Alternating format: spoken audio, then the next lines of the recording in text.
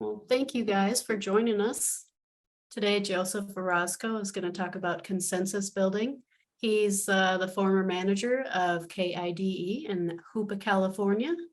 And I'll turn it over to you, Joseph. Okay, fine, thank you. As I said earlier, this is my first attempt putting together a PowerPoint. I liked what Ursula did last session. I could do something like that. I've done PowerPoints, but I thought, well, Nice. maybe I could put something together around these 4 books that I've used. So it's consensus building is sort of the lead tool that I have been researching. Sounds like you've been studying it for a while. Yeah, I have. It's been about maybe 5-6 years since I was been introduced to it. And I thought, this could work in Hoopa. And so I've been looking at it, and I've been reading other books and seeing how other people approach leadership and how people approach communications and how would they resolve problems and issues and get people together and let's work things out. Let's find solutions. So I've been studying that for a while now. And so I've got the 4 books that I've summed up here. Well, it's all my opinion. This is what I read, and it's another tool. Just like you go to any of our studios and you've got all kinds of apparatuses there, or it's an apparati, and you make your music and you talk on different microphones and got different headphones and everything, all kinds of stuff, all kinds of tools to make a radio. Well, all kinds of tools to make approaches can make communications and understanding. So I always look at things whenever I read things. I say, will this work in Hoopa? That's my main thing. Will this work in Hoopa? I hear stories from all over the place. So one of the things that I have been doing recently is I just finished up a 4-session workshop on these books before, kind of like I used 6 people from our community and gave them 4 sessions, 1 a week, on these 4 topics that I'm presenting now. And we had 2 hours, plus we had street tacos. We catered it. It was a grant that we got through the library. And they plugged me into it to make these presentations. And it was pretty well received. It was the takeaway was it's that, more of the tribal departments need to know about how to do these things and researching this. And definitely the tribal council needs to be approached on these. And by golly, I also have an upcoming event coming in July after the June elections. The general elections of the Hoopa Valley Tribe will install another council, some new members. And that will be done on the 20th of this month. Then in June, they'll probably have their annual retreat where they'll get together and they talk about the plans that they want to do for this year. So I asked them if I could have a day, 6 hours at least, and run these topics over with them to try to get them to find a better way to get the information that they need to be the government of our community. So they said yes. So I'm looking forward to doing this in another session. And again, I'll use these 4 books. So with that, hello, Ursula. Yeah. And I'm bouncing off your presentation of last month in using a PowerPoint presentation. So I will have to go to share my screen here. And where the heck did I put it? Oh, it is right here. Ta-da, ta-da, ta-da, there it is. Let me drop that out. Okay. I'm trying to use Steve Jobs' recommendation. I had another book. I read a book called Talk Like TED. It's about how to do TED Talks. And I was thinking about doing TED Talks, but I thought, wow, they actually have a program where they teach people how to make presentations. So I looked at that, and one of the comments from Steve Jobs was said that when you do a PowerPoint presentation, don't have any more than 4 or 6 words per screen. I thought, wow, that's pretty tight. And so I tried to do that in this presentation, but you'll see that I didn't succeed. I probably have 9 to more than 9. Anyway, here it goes. So these are tools to sustain sanity. Use wisely, because these are just my opinions, outtakes I've gotten from these books that I've made presentations or read and developed this presentation. The first one is Finding New Ground.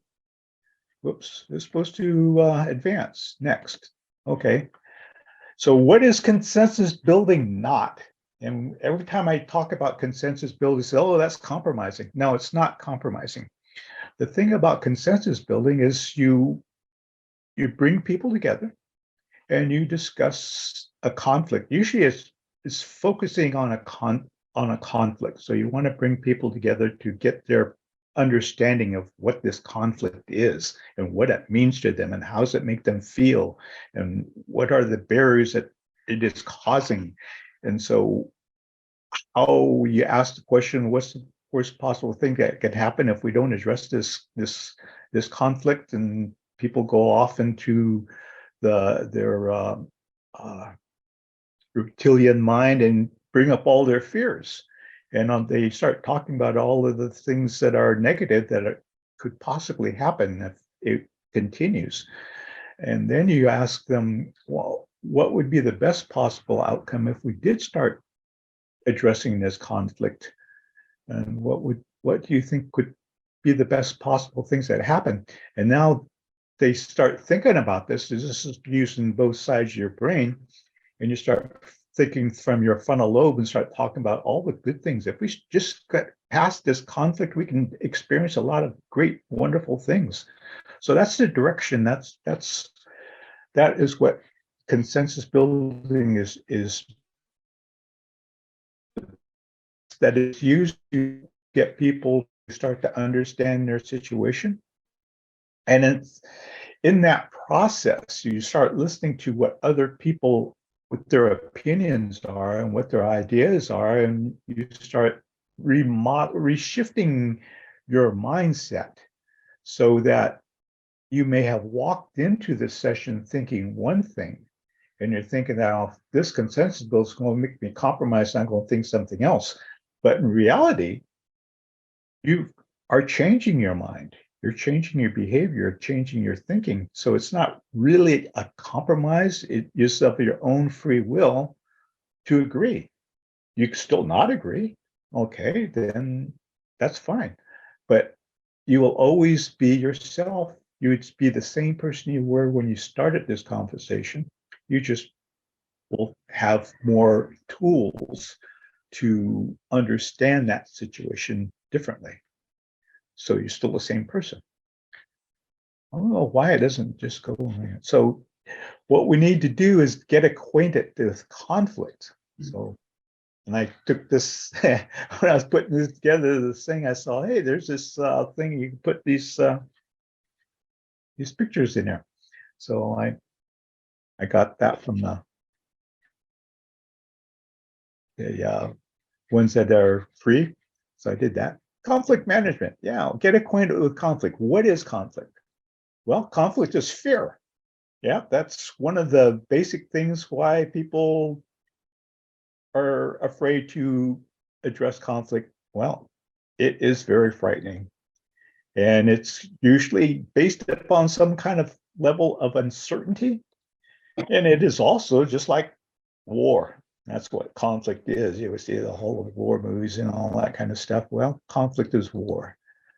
And conflict is actually summed up in these various books. They talk about it is based upon the lack of trust. So it's very important that we have trust, but it is also, conflict is also your friend, because without conflict, there's no change. You just keep on doing the same thing over and over, and everybody's it's conformity. So people get discouraged, people get upset, people get frustrated on something, and they say, I have a conflict. I feel bad about this. I think there's a better way. So, okay, let's discuss that. So conflict is your friend because it has a hint of new beginnings. And deep inside, we want a better way. So consensus building is one tool. We want to have a smooth operating station. We want our listeners' support. You have a smooth operating station and people start talking about you and people start thinking about you, and sooner or later, you get donations, you get underwriting. You help people learn and they start understanding things. You bring in information that's not available to them through other media, and you bring in people from your community that they don't have a chance to attend their meetings or listen to them, and they start learning things and they start understanding the world around them. They start making better decisions, and this helps us become valuable community assets. And as we start gathering in more of the community, we start also gathering community interest. So there's more than one gathering, whatever the interests are. It's if it's like in Hoopa, we used to do talent shows. Then we did lip sync contests, and we did storytelling, bring people in. Let's hear stories. When we brought the storytelling aspect up one time on the very beginning, I'd be inviting people to come in and tell some stories, and people say, oh, I don't know those old stories. And I said, well, no, not necessarily our creation stories. They have lessons in them, they have memories, and they have histories, but I'm looking for contemporary stories. What was your first car? How did you feel? How did you feel about that? What happened? And so people start broadening their scope of the stories that they told and the things that were of interest to them. And we found out a lot about the individual people from listening to their stories of what they remembered of their life and what they remembered of their family and what they remember of the experiences they went through. So it's a healing and a spiritual strengthening that we experience when we start using community gatherings of interest. Oops. Consensus leans towards this, and it helps us make better decisions. It's a process that changes behaviors. And that's what I said earlier. When you start getting all this information, it's not compromising, you're actually changing behaviors. And the behaviors, that's how you measure the effects of consensus building, is you take a look at, well, what behaviors have changed. And the thing that doesn't necessarily happen is new policies. People aren't running to create new legislation and things that will make sure that things are mandated. People just change behaviors.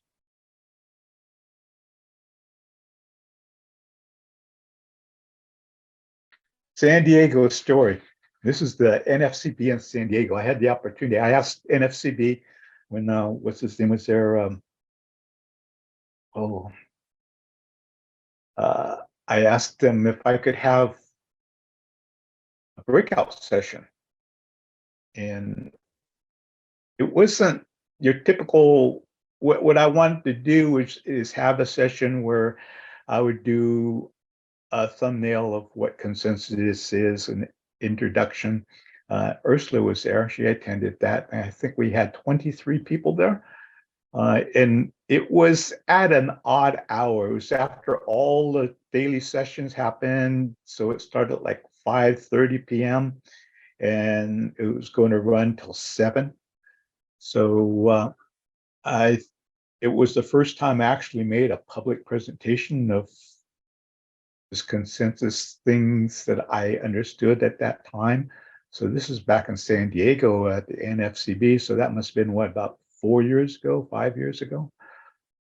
So I was relatively new at the consensus building, but I had some experience in attending actual consensus building workshops led by people who had a lot of experience. My mentor was Jeff Goebel. He still is. I helped him facilitate some sessions as I learned more about this. And now he offers to help facilitate mine if I ever have one in our local community. And so we're working towards that. So anyway, in San Diego, I had this session. I had it all planned out, except I didn't actually do all the things I wanted to do. I was supposed to have a flip chart there with some instructions on the first thing we do is we sit in a circle. And so I had to get there ahead of time and move all the chairs that were in rows to put them in a circle. The people that had a session before me had a few people hanging around talking with the presenter, and they didn't vacate the room. So I was trying to be polite and wait for them to exit, and it's getting closer to our starting session. So I just had to say, please, I need to rearrange the chairs. So we got that going and got that done, and we filled up, I think, about 18 chairs, and some other people came in later. So we're sitting in a circle like this, and I start the session explaining what we're doing.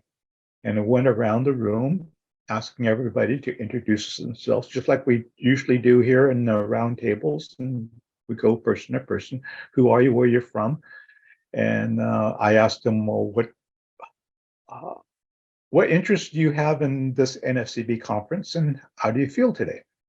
And so people went around the room and did that. And as we're getting towards the last person in the circle, a native man came in and he sat down next to me in a vacant chair and went to him.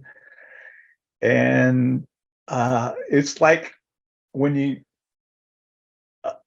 he wasn't in there getting the instructions that everybody else had. So he went off and he was talking about everything his station does and how he feels about that. And I was trying to be polite with him and just let him go. But I was looking at the clock too. And I said, we don't have a whole lot of time.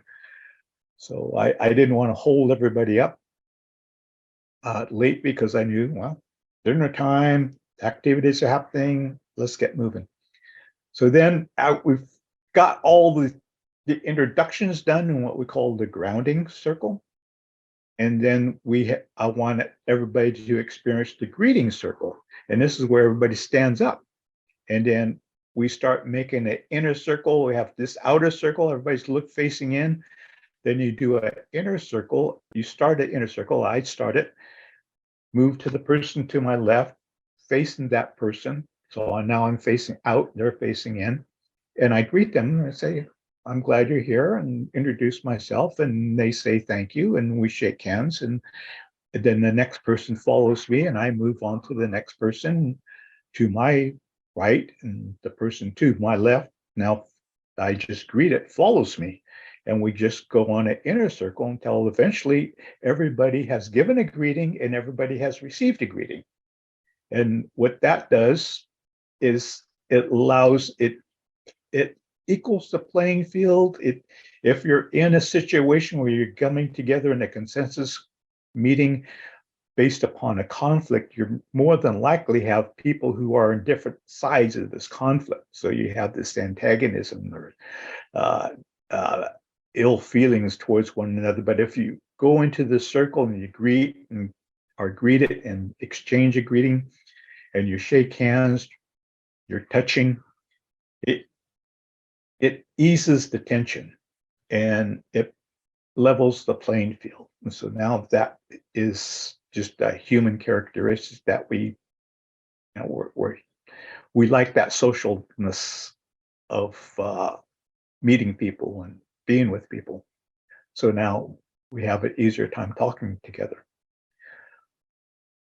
So what I didn't anticipate in that would have happened in this greeting circle is that this is the annual event of the NFCB, and sometimes people hadn't seen each other in a year. Maybe they missed the previous session, and so they haven't seen each other in 2 years, and they start talking about, well, what happened to so and so? How's this? And they start in.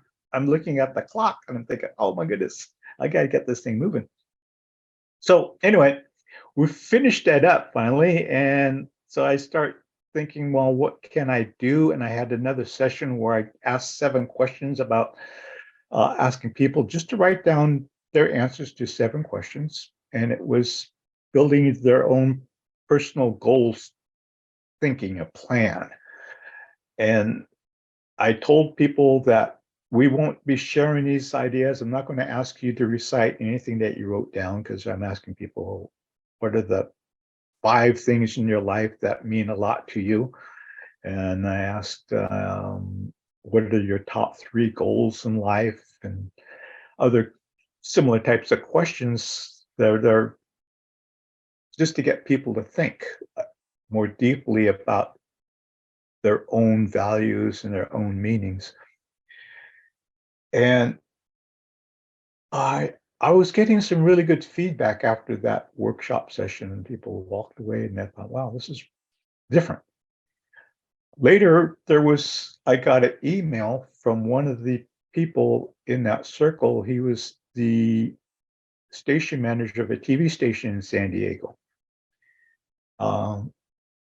He did make one comment in the circle, and he says, what I liked about doing this exercise is it allowed me to realize that one of my greatest values in life is my son. And I hadn't really thought about that. But the answers to these questions brought that reality to him. So he felt really good about these sessions, and his email to me was that he tried that on his staff at their next staff meeting. So he had put all of the chairs in a circle, and as people came in, they were kind of like surprised, like, oh, now what's going to happen? Touchy-feely time. And he walked them through the same sessions of the greetings, the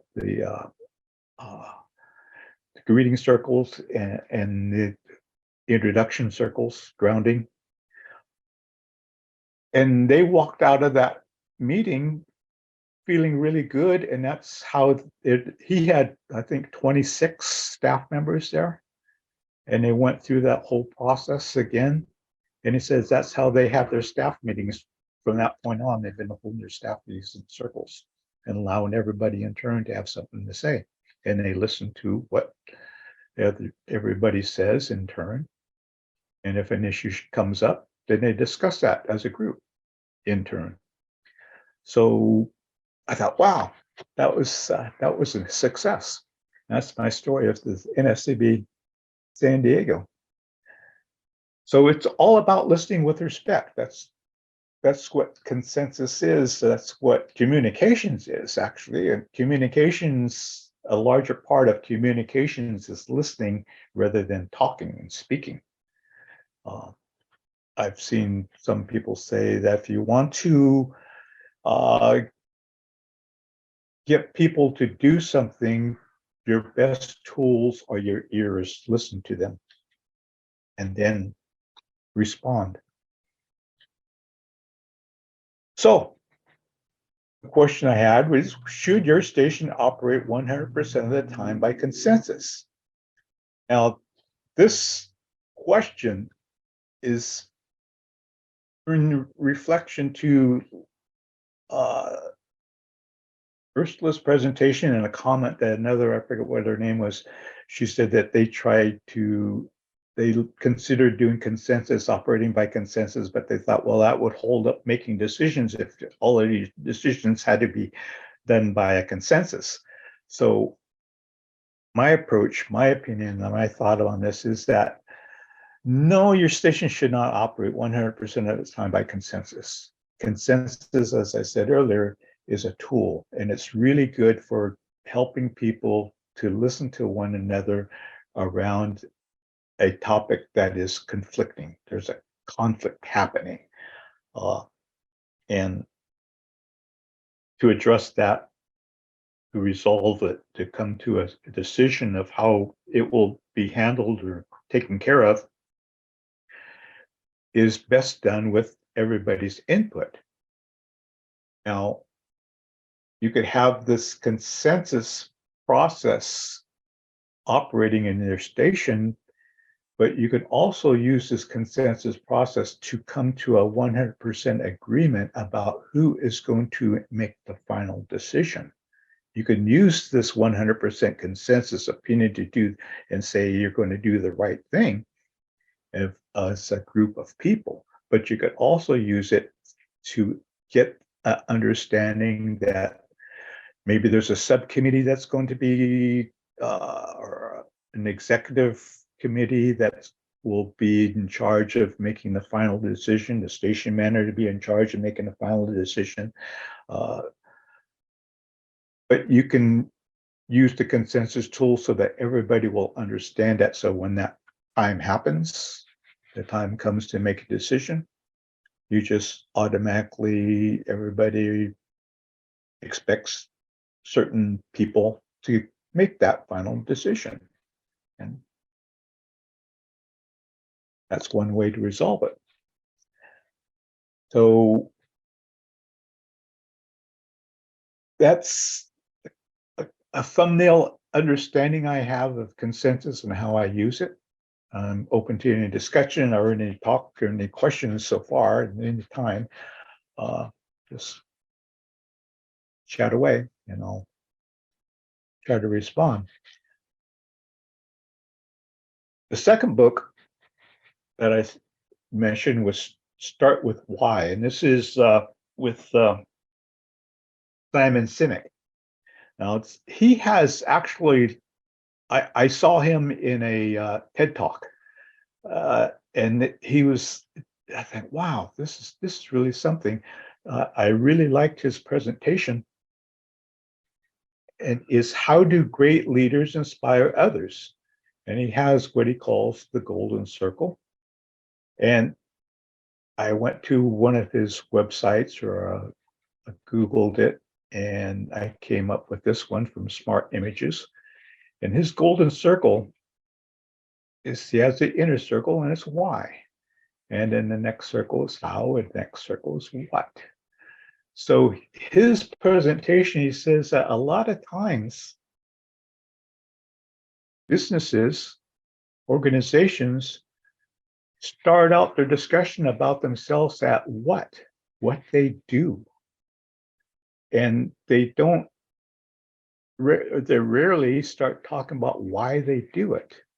And I also think that in my experience, when I meet somebody and I say, I work in radio, the first question they ask me is, what do you do? They say, what kind of music do you play? And I'm a producer. I like long form documentaries, and I have some experience about doing that. So I can't answer people about what kind of music I play. And I get a little flabbergasted by that. So I noticed that a lot of people don't ask you about why your station. Why do you have a radio station? Or they don't ask you, how does your radio station work? So what his golden circle is there's usually a reason why anybody does something. And if that person, that organization, that leader can express the why they're doing it, people will follow that why rather than their what. Just he likes to use the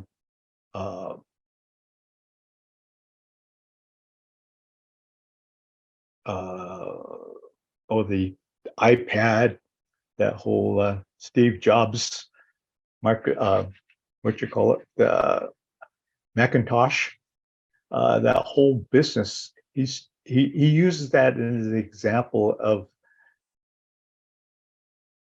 they have a reason why they started that company. Is they didn't say they want to build computers. They didn't explain how they built computers.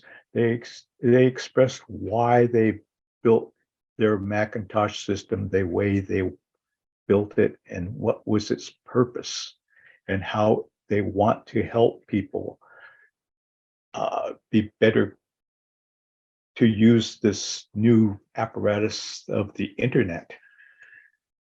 So what people end up doing is, if you start expressing your why of what it is that you do and why you do it, people will buy into that why rather than what you do. If you get an opportunity to listen to his YouTube presentation, TED Talk presentation on Start With Why, is, if you haven't viewed that, it will start you thinking. And that is exactly what I talked about earlier in the presentations that I made to that library grant, that project that I just recently took part in. I explained to them what I want to experience. I want to experience a better quality of life in Hoopa Valley. And that's why I started doing these presentations. So if that's what I wanted to do, I had to figure out, well, how would I do that? How will I do that? And what will or what must I do? Well, my how to do it was making these small group discussions, joining with the Humboldt County Library System, as they had this, they helped me do the promotions.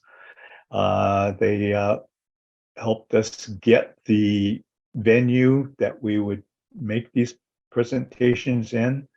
The Hoopa Branch Library put in a donation to cater these sessions, and we've got, I was hoping we'd get 10 to 15 people in attendance.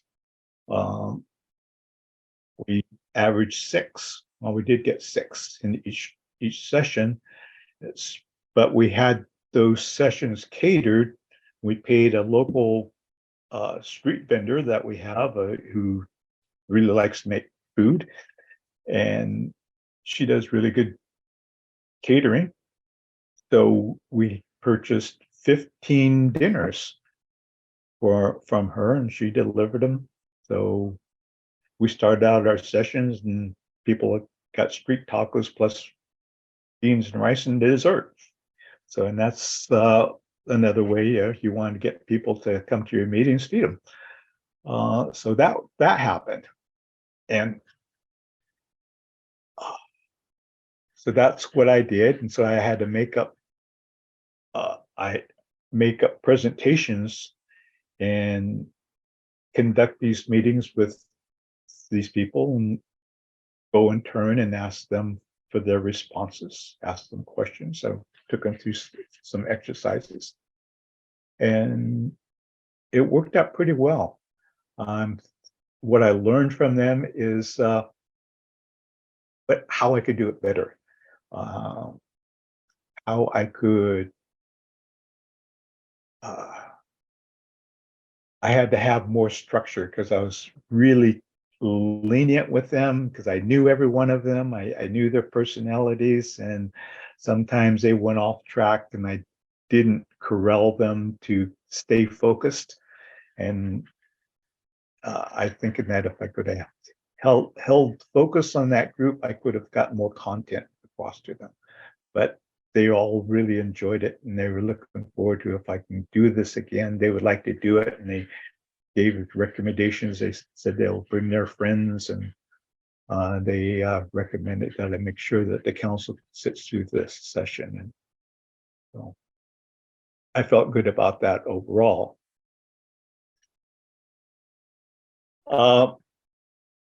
I was looking into this start with why, and he had a story in there about there's an expedition to go to Antarctica, and he needed to have a crew that he could depend on. So he put an ad in a paper, and it got me thinking about, how do we do our typical job announcements? So the way we typically do them is just like this. This is actually my position that I'm doing right now. This is the description for the KIDE website content coordinator. So this is how it's written in a newspaper, and this is what people read. And it is, it doesn't address why. It doesn't really. So I thought, well, is there another way this could have been written in the form that he used to get his crew that he wanted to go to Antarctica and explore it, knowing that it's very dangerous, and it would be hard work, and you needed to have the passion to do it, and you want to be sure that you would be safe, and in doing it, you would get admiration and a feeling that you've done something that nobody else has done. So, wow, okay, how would I present that if there was another way of doing it? So I came up with this. It's a description to attract the right fit. The previous one wasn't asking, it wasn't pointing out the need, the why you have it, why this position is being presented. And it wasn't something that people who could fit that position would say, here's I want to give it a shot. Please let me have a shot at this.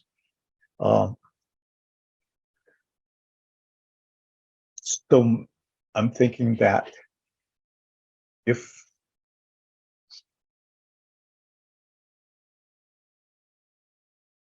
I just, sometimes when you put out job descriptions in the previous one, you get a lot of people thinking, oh yeah, I could do that, but they're not really the right fit. And they end up hiring them, and then they end up thinking, well, geez, you could tell that they were trying to sell themselves so they can get a job. And rather than trying to say, I could do this because I feel the passion of what it is that you want done, and you need it done, and I believe in your why of what you want done. So people will just automatically do it. So it's another thing that I pulled out of Start With Why. He has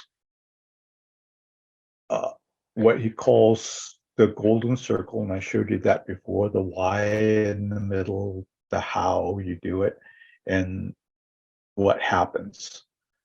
So if you look at that in a pyramid, the why is at the top. And just as a business pyramid, you've got your leaders. You got your CEO, you got your station manager, you got your president of your board, whoever is the leader at the top. And then the next level down, you'd have your executive branch, you'd have your managers, you'd have your administrative assistants, you'd have your financial people. And then the next level down would be all of your volunteers, all of your producers, all of the things, all the people who do what it is that the radio station does. So that is the what level. And the how level is the management of all the people that get things done.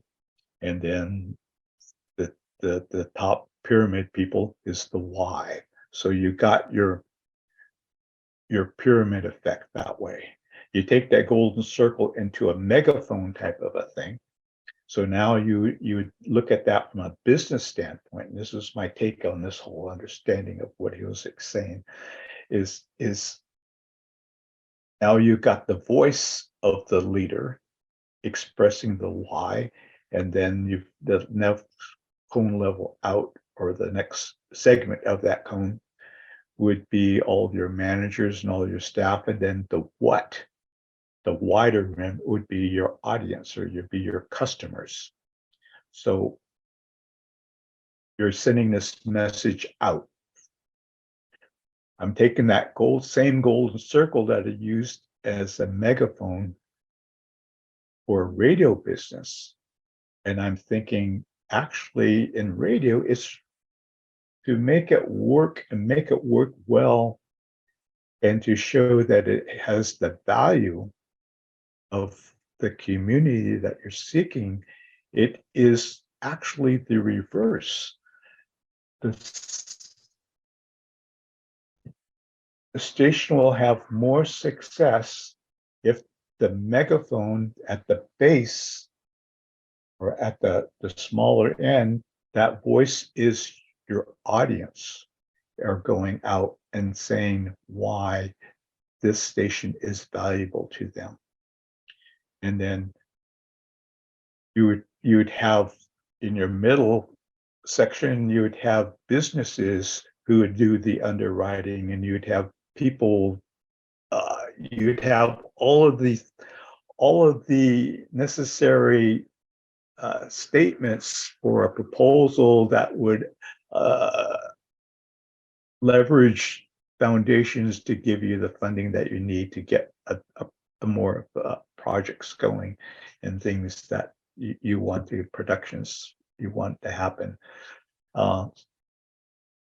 So that was my interpretation of his golden circle, and how that actually, I think, would really fit radio really well.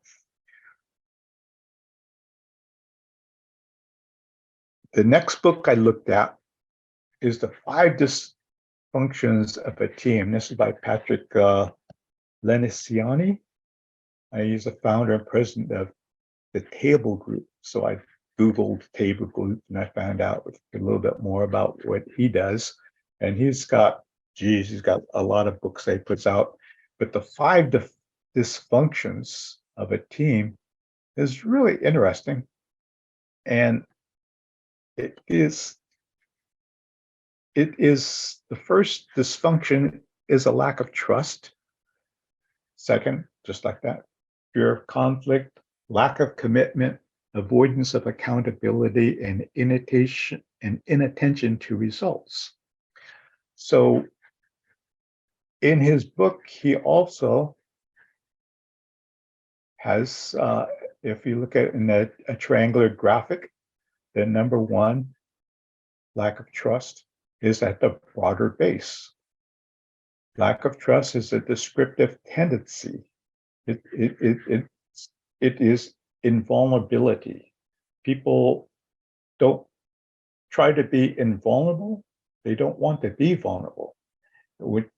which is actually, if you allow yourself to be vulnerable, it helps build trust. If you don't have that trust, you just don't want to open yourself up. And if people don't open themselves up, it's really hard to work with them. Will they follow through? You don't know. So that is at the broader base of that triangle. The second one is fear of conflict, and that has a descriptive tendency of artificial harmony. So fear of conflict, that is, I interpret that as sometimes people say, listen, agree to not agree. Well, that is artificial harmony. It's when there is this conflict, but you don't want to get into a conflict. You have a fear of this conflict, so you don't resolve this conflict. When you do address the conflict and resolve it, then you have harmony. But if you don't, then you agree to disagree, then you have artificial harmony. So, okay, yes, just get on with it. Let's move on. Let's avoid that altogether. Then you have the lack of commitment, and he says that's ambiguity. That is a tendency towards ambiguity. So, what is it that you want done? If you don't know what it is that is expected of you, and it's so ambiguous, then it's like saying, well, yeah, come to the radio station and do whatever you want to do. Well, I'm wondering, well, what is it they want to do and what needs to be done? Instead of saying, oh, we need people to do this because this needs to be done because this represents the why that we exist in the first place. If that focus is presented to people with no ambiguity, they would commit to doing it. If it's ambiguous, maybe we'll get something done, maybe we won't, maybe I'll stick around, but maybe I won't. Avoidance of accountability, that he says equals low standards. If you don't have high standards, yeah, okay, we'll do something, but we won't be able to tell you how we did it. And there's nobody that you can go towards to find out, are you doing it correctly? As long as something gets done, it just, I think that there was a statement that Ursula made in her presentation that was really close to this one. I don't recall it at the top of my head right now, but it had to do with a lack of accountability in management. Inattention to results is very similar, and that has to do with status and ego. Sometimes people don't have in their values the best possible outcomes for the organization. They have more of a attention to their own status and their own ego. And so inattention to the results, as long as I'm okay, yeah, it's fine. But if you have inattention to the results, how well is it serving the overall organization? And is it accomplishing what the reason why the organization exists? The last 25 pages of this book, he also starts talking about overcoming each of these dysfunctions. So I found this book to be really interesting. He did quote, he does mention consensus, and he says consensus equals an attempt to please everyone, which usually turns into displeasing everyone equally. Later on in the back of his book, in the last 25 pages, he says, great teams ensure that everyone's ideas are generally considered, which then creates a willingness to rally around whatever decision is ultimately made by the group, which is exactly the consensus building process. So I thought that was pretty interesting. So like I said right here, it's the same outcome as consensus building process. It's all in how the group defines consensus or team building. So yes, you can define consensus as everybody has to make the same decision or come to the same conclusion, or you can, as a group, design and define what is the percentage of that consensus of agreement. What is that percentage of agreement that will allow you to move forward and say, yes, okay, let's do it. I lean towards this because I really am displeased at majority rules, because the majority is often not right. And then if it's not a process to find out how to be inclusive in whose opinions are you listening to. A lot of times I see governments do this, and in Hoopa, we have these meetings about how to provide better services for our youth. And so there's a whole room full of maybe 40 adults and no youth asking them their opinion. But we adults are coming up with all of these ideas and opportunities for young people to learn something or be aware of something. But I'm going to start going to these meetings and tacking on the wall who is not here.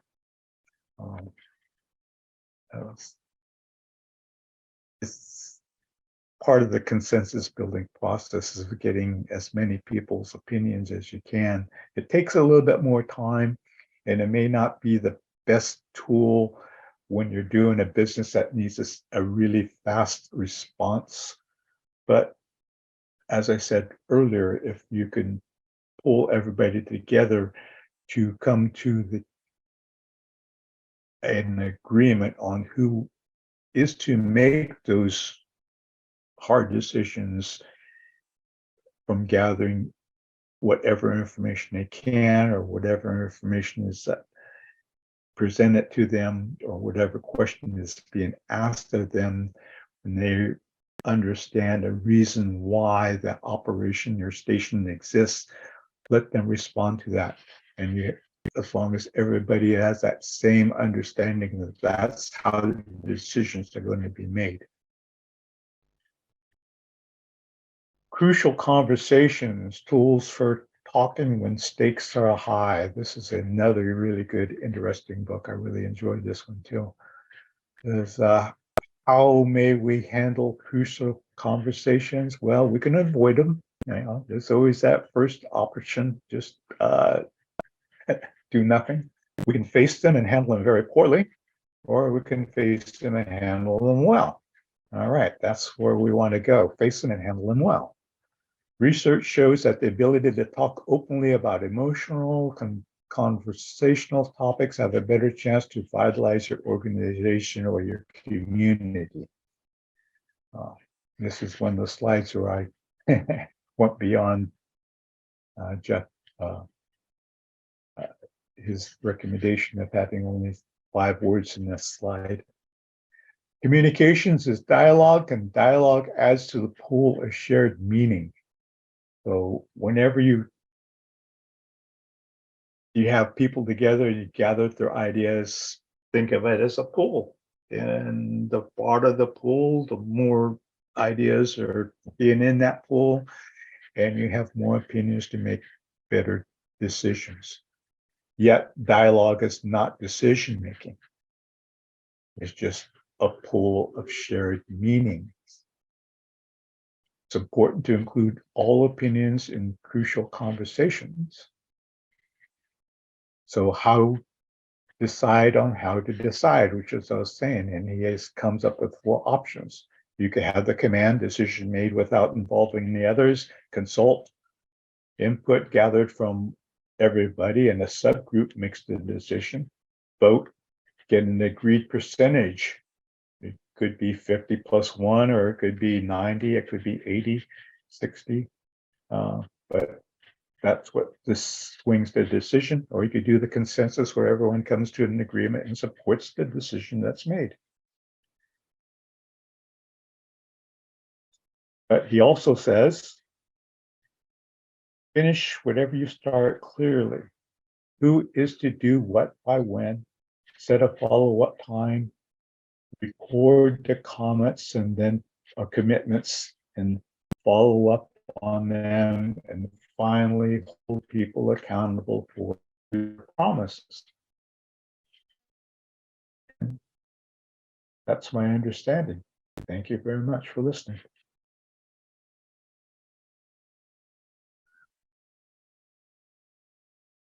Thank you, Joseph. You're welcome. Thoughts or things that came up for you while you were listening? I was thinking about the golden circle, I think you called it.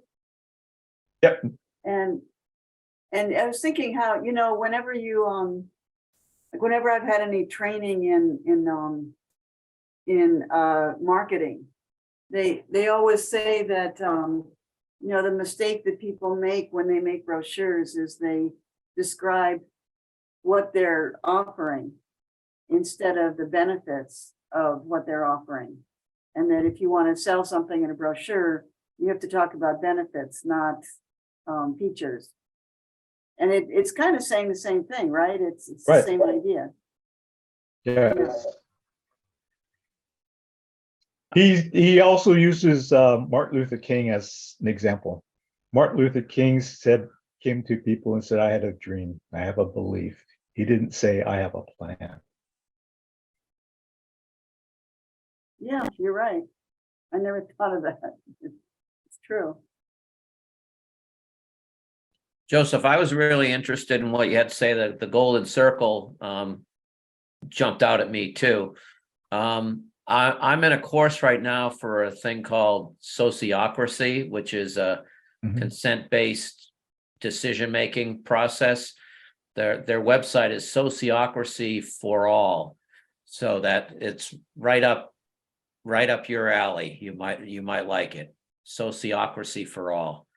And it's about it touches on, it's related to all the things you're talking about, so you might like it. Yeah, thank you. Yes, I saw that in NSCB listserv. Yeah, that's where I'm taking it. Yeah. Yeah, I think all of these are very valuable. And like I said, there's just another tool. I couldn't think of using any one of them 100% of the time, but as the situation comes up, you need different size hammers and different size wrenches. Yeah, I really liked what you said about consensus building isn't compromising, that it's thinking in a new way. That was really useful thing for me to think about. Yeah, it's this first thing I came up against. I was trying to get some of our council members to come with me to these consensus building workshops I was going to. And that's the first thing one guy says, oh, that's about compromising. Don't. And this guy's a very stubborn guy. You couldn't get him to compromise on anything. You just refuse to do it. We used to call him Joel the Mule. But you know, it's true. I mean, most people don't want to take on a new way of thinking. Most people know what they think about something, particular thing, and they want to hold on to that belief. So I'm just curious, like, what any insights you have on how the consensus building actually does create the ability for people to think new thoughts, because that's hard to get people to think about something in a new way. Most people dig in. And this is kind of our nature to defend our thoughts instead of to change them. My think on that is that if you get them into the circle, and we're like, the Joe the Mule said, yes, I'll attend. He did agree to attend. So it was one of the sessions that was like a 4-hour drive from here. So I was there and he never showed up. And I came back and I asked him, well, what happened? He says, oh, we got truck broke down on the way down there. And so we had to turn around and come back home. So, okay. But if you can get them into that first circle, and then they get the experience of listening to everybody else's point of view of why this, in that greeting circle, sometimes they ask, introduce yourself, and what is it, how are you connected with this issue that we're talking about, or this session that we're talking about of just learning the consensus process? What is it that you want to understand of this process, and how do you feel today? So that's like a place where everyone is a little bit vulnerable, where they say what they want to learn, yes, what they want to understand, so that, because that was something else you mentioned, that you have to be willing to be vulnerable. correct. Yeah, and people who don't want to compromise, just, and they have all the answers of everything you could possibly throw at them, they won't be vulnerable at all. So do you think that's like a prerequisite to be in a circle like that, is to agree that you will be willing to put your armor down for like a minute? Well, that's what you're going to experience. Maybe you test it for one time, and the consensus building process is a year-long happening, and it happens for 3 or 4 days, and 3 days, 7 hours a day. So we have lunch there together, and we do it 4 times a year, every quarter. So this is a long process. This is longer than I thought, that I realized. Yeah, that's part of, well, I'm telling you that now, but that's the other thing I presented to these other people from the library group, is that if we were able to do this process, it would take a year to do it. And I've done this, I must have done it about 4 times now. So I've sat through this process of 3 days, 6 hours a day, 4 times. 2 of them were on Zoom calls during the COVID. Matt, you had to raise your hand. Yeah, I've got to jump in and say I've got to jump off. I get to my next thing. Okay.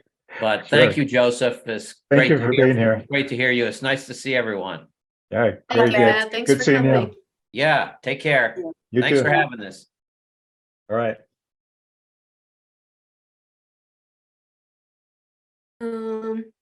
Any So other Joseph, questions or comments? Joseph, if you were going to make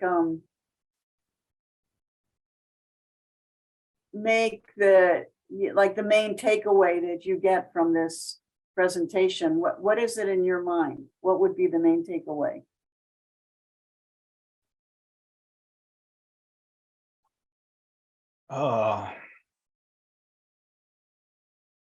The main takeaway.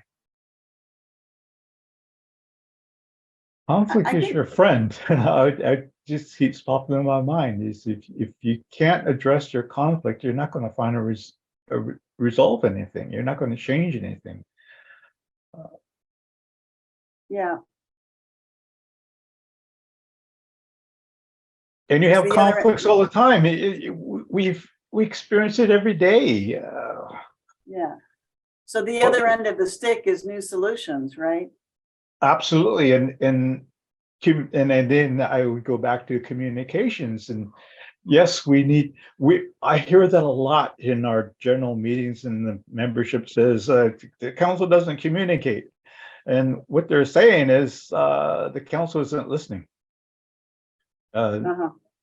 And that's a greater part of communications, is listening.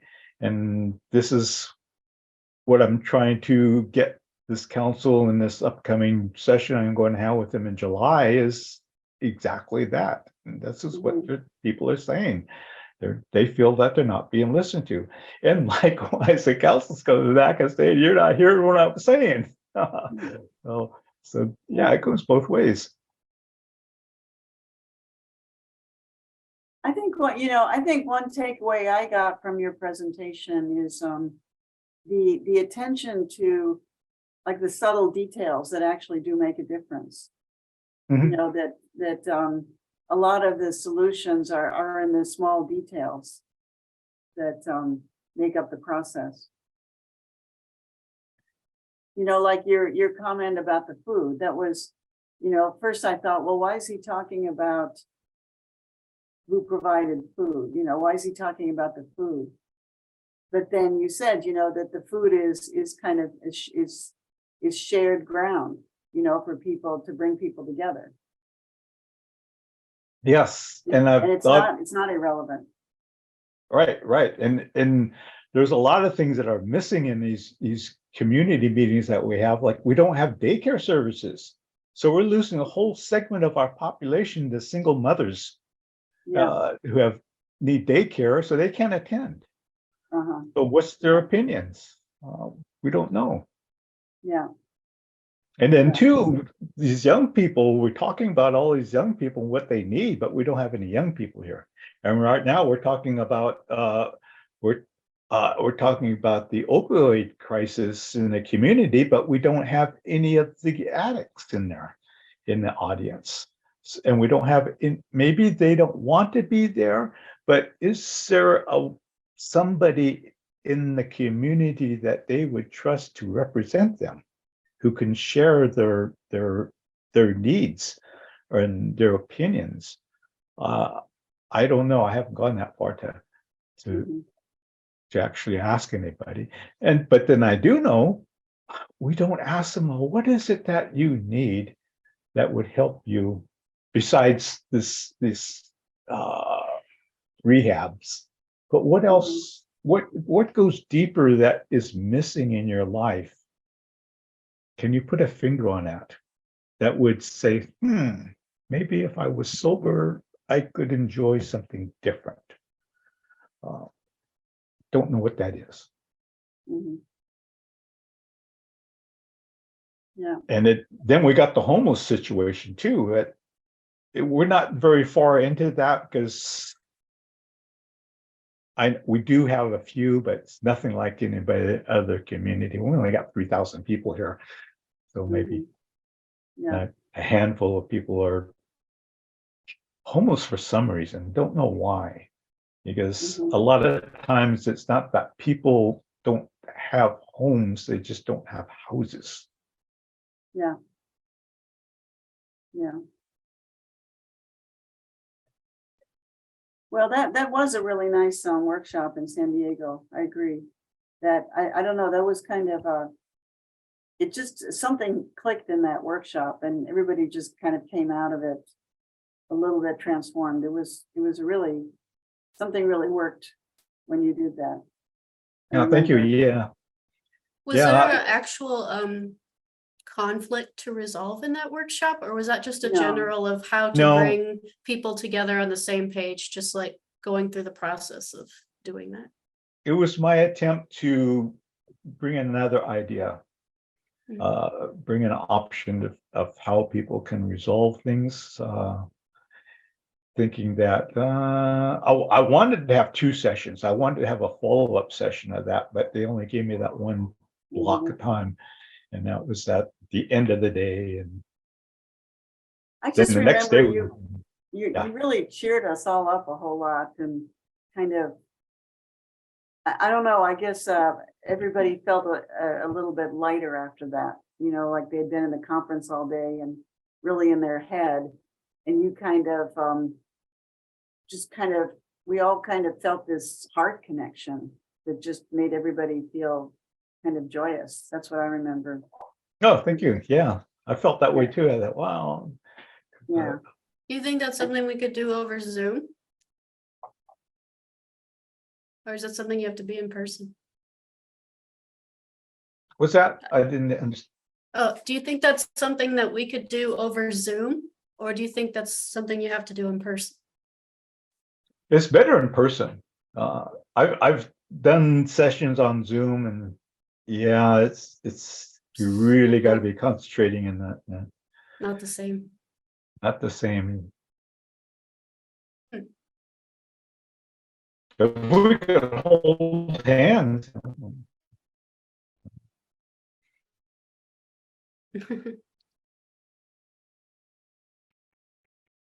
Yeah, you made me realize I missed the conferences.